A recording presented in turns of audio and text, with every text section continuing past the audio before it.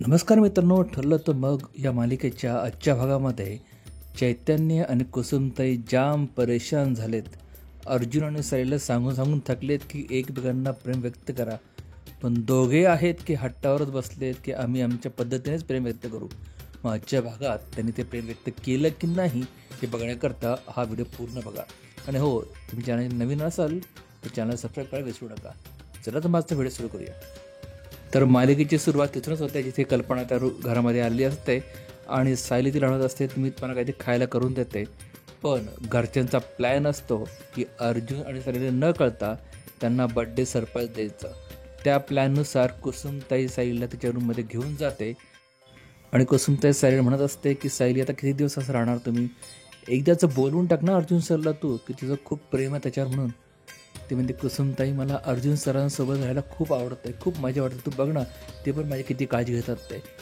आणि आपल्याला माहितीच आहे ना आपल्याला त्या स्टॉपवर पोहोचायचं आहे, तर मधल्या प्रवासात आनंद घेऊ दे. मग कुसुमताई चिडते, अरे मधल्या प्रवासात आनंद घेता घेता 80 वर्षे होशील तू, पटकन मरून टाकायचं. तुझा अर्जुन ना एक सायंटिस्ट सारखा, तुला गोष्ट सांगते मी, एक सायंटिस्ट होता खूप हुशार होता, त्याच्याकडे मांजराची पिल्लं होती. त्यांनी काय केलं, मांजरासाठी मोठं दार तयार केलं आणि पिल्लासाठी एक लहान दार तयार केलं. असा तुझा अर्जुन आहे, तू त्याच्यावर नाचली गायली तरी त्याला कळणार नाही की तुझं त्याला किती प्रेम म्हणून. त्याशिवाय डायरेक्ट बोलून टाक ना. ती म्हणते नाही कुसुमताई, मला माझ्या पद्धतीने प्रेम व्यक्त करू दे. इकडे चैतन्यसुद्धा अर्जुनला सांगत असतं की अरे अर्जुन, मी हे ऐकलं होतं की प्रेम आंधळं असतं, पण तुझ्या बाबतीत मला कळतं प्रेम मूक पण आहे. यार तू पण बोलून टाक ना साली वहिनीला. तू बोलता येत नसेल तिला टेक्स्ट कर, SMS कर, मेल कर, जे काय करायचं ते कर, पण एकदाचं बोलून टाक की आय लव्ह यू म्हणून. पण अर्जुन मात्र हेडफोन कानात घालून मस्त गाणी ऐकत असतो. चैतन्य चिडतो, तो त्याच्या कानात हेडफोन काढतो आणि म्हणतो काय झालं अर्जुन, मी किती वेळचं बोलतोय, तुझं काही लक्षात आलं का. अर्जुन म्हणतो तू बोलतोस. मग चैतन्य म्हणतो नाही मी ओठांचा व्यायाम करतोय. अर्जुन म्हणतो कर कर कर. मग चैतन्य अजून चिडतो, यार काय माणूस आहेस तू, तुझ्याकडनं प्रेम व्यक्त करता येत नसेल ना तर मीच जाऊन सारी वेळेला सांगतो की अर्जुन तुझ्या खूप प्रेम आहे म्हणून. मला माझ्या काम धंदा लागता येईल ना, तुझ्यासाठी मी माझं काम धंदा सोडून दिला आहे. इथे मित्रांनो आपल्याला कळतं की चैतन्य आणि कुसुमताई पार वैतागले त्या दोघांना सांगून सांगून, पण हे दोघं आहेत एक्सप्रेस करत नाही प्रेम, पण प्रेम करतात एकमेकावर. बघूया येत्या भागामध्ये काय घडतं का नाही. इकडे खिडकीमध्ये बसून सायली मस्त गाणी गात असते आणि तेवढ्यात तिला क्लिक होतं की आपण ना अर्जुन सरांना सरप्राईज प्रपोज केलं पाहिजे आणि एक छान पद्धतीने केलं पाहिजे. म्हणून ती लगेच त्या कॅफेच्या मॅनेजरला फोन करते आणि त्याला सांगते की माझ्यासाठी टेबल बुक करा, मी तुम्हाला तारीख आणि वेळ लवकर कळवते, कारण तो क्षण माझ्यासाठी आणि माझ्या मिस्टरांसाठी खूप खास आहे. आणि मी सांगते ते थीमवर मस्त अरेंज करा. पण पलीकडनं बहुतेक मॅनेजर तिला म्हणतो की मागच्या सारखं पुढं ढकलू नका बरं का, आता यावेळेस पॉसिबल होणार नाही. ती म्हणते नाही नाही खात्रीशीर आम्ही त्यावेळेला येऊ, आणि ती फोन कट करताय. इकडे अर्जुन चैतन्यला घेऊन बाहेर जातो. चैतन्यला कळतच नाही हा कुठे घेऊन चालला आहे आपल्याला.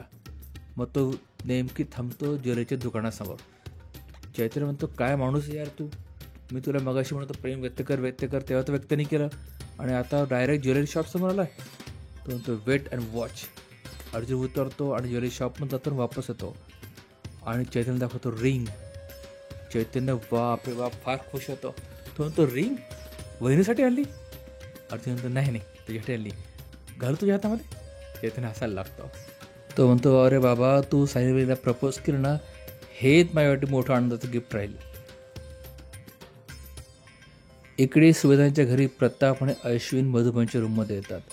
ते दरवाजावर नॉक करतात, पण मधुभाऊ विचारत असतात कारण की सायलीला त्या दिवशी म्हणजे तिचा बड्डे ज्या दिवशी मधुभाऊंना सायली सापडली तो दिवस ते बड्डे म्हणून साजरा करतात. पण त्या दिवशी सायलीला कटू आठवण त्या ॲक्सिडेंटच्या आणि तिला नेहमी त्या दिवशी त्रास होत असतो आणि ते विचार करत असतात की आता उद्या पण 6 वेळा त्रास होईल का.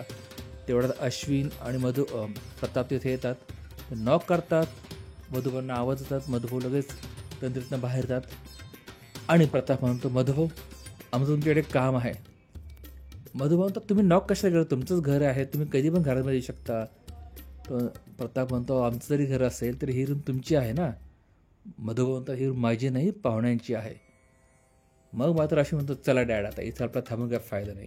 प्रताप म्हणतो हो ना यार, आपण यांच्याकडे हक्काने काम सांगायला आलो होतो आणि हे तर पाहुणे निघाले. मग मधू म्हणतो अरे नाही नाही सांगा सांगा सांगा, तुमचं कुठलंही काम असेल ना, तुमचा हक्काचा माणूस आहे मी, कुठलंही काम सांगा मी रेडी आहे.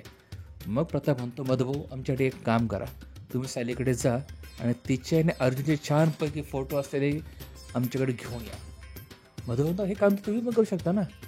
मग अशी म्हणतो, मधुभाऊ आम्ही जर वहिनीकडे गेलो तर तिला कळून जाईल ना की आपण सरप्राईज करतोय प्लॅन म्हणून त्यांच्यासाठी.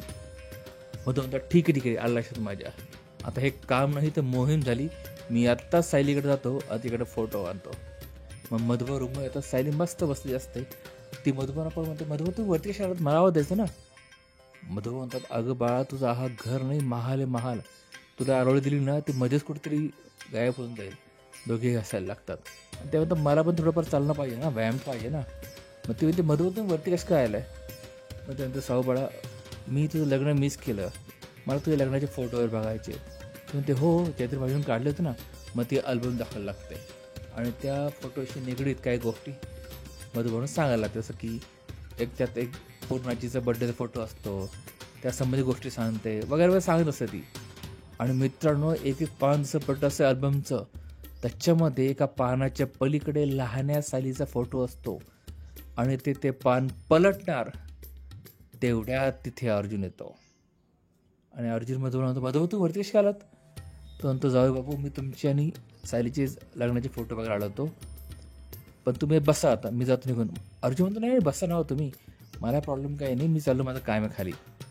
मग मधु म्हणतात, नाही तुम्ही बसा, तुम्हाला तसं एखादं भेटत नाही, मी हा अल्बम घेऊन जातो आणि वापस आणून दिली बरं का. मग सायली म्हणते, काय मधुभाऊ. आणि मधुभाऊ ते अल्बम घेऊन जातात. होप सो की येणाऱ्या भागामध्ये मधुभाऊंना त्यात लहान सायलीचा फोटो सापडेल. आणि मित्रांनो इथे आजचा भाग संपतोय. आता उद्याच्या भागामध्ये सायली अर्जुनचा बड्डे आहे आणि तो दिवस आला ज्या दिवशी सायलीला खूप त्रास होतो. बघूया तिला तरी काही आठवत आहे का, प्रतिमाला काही आठवत नाही म्हणून. तर मित्रांनो इथे आजचा भाग संपला. मग अशी म्हटल्याप्रमाणे तुम्हाला हा व्हिडिओ आवडला असेल, व्हिडिओ लाईक आणि शेअर करा आणि पुढच्या भागासाठी चॅनल सबस्क्राईब करून बेल आयकॉन प्रेस करा, जेणेकरून माझा नवीन व्हिडिओ तुमच्यापर्यंत सगळ्यात पहिल्यांदा पोहोचेल. भेटूया तर पुढच्या भागामध्ये.